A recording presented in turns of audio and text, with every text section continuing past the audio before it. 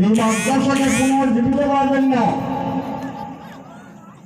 পাগড়ি আছে, পাঞ্জাবি আছে, লম্বা নামাজ পড়ে না, এই মাদ্রাসার অবস্থা হয়েছে, এই মাদ্রাসার অবস্থা হয়েছে। এই জন্য এই মাদ্রাসাকে জিন্দা করা, যে সমস্ত বুজুর্গ এই মাদ্রাসার ছুটি কেড়ে নিচ্ছে, ওনাদের কি আশা ছিল যে আমরা মারা যাব, এই মাদ্রাসাগুলো চলবে, সব আল্লাহ আজাদ থেকে আমরা বাঁচে থাকবো। আমরা পাবলিক 1 টাকা 2 টাকা 100 200 করে ধান দেয় কেন দেয়? ফলো করে নাজাতের জন্য, ফলো করে যাতে আল্লাহ জাহান্নামে না যায়।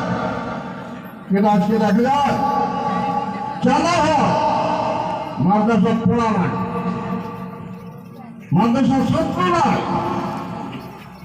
মানে আপনাদের কাছে অনুরোধ করলাম, আমরা সিনিয়র মানুষ হিসেবে, সিনিয়র আলেম হিসেবে, মুরব্বী হিসেবে এই জায়গা পার্শ্ববর্তী মাদ্রাসা রাহুল মেহরবানি আছে, পার্শ্ববর্তী মেহরবানি ফরকানি আছে,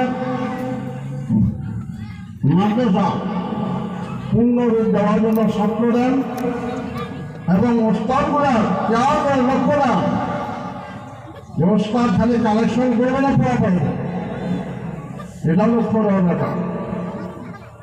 আমরা ছাত্র দেওয়ার জন্য রাজ দিয়েছি, ছাত্র যেন মাদ্রাসার পূর্ণ পর্যায়ে উন্নতি আমলগুলো হয়। কথাটা অনেকের ভালো লাগবে, অনেকগুলো গায়ে লাগবে। টিচার মিটার আসলে মানুষ ঠিক হয় না, টিচার মিটার আসলে মানুষ ঠিক হয় না। কেন মাদ্রাসা অবস্থায় লোক মাদ্রাসা কেন বানিয়েছে? ছেড়ে নেই যে মাদ্রাসা কেন আছে? ছেড়ে নেই। আসার জীবন এটা পাবলিকে কর, মূল শিক্ষক বলব, মূল কমিটি বলব, বেশ টাকা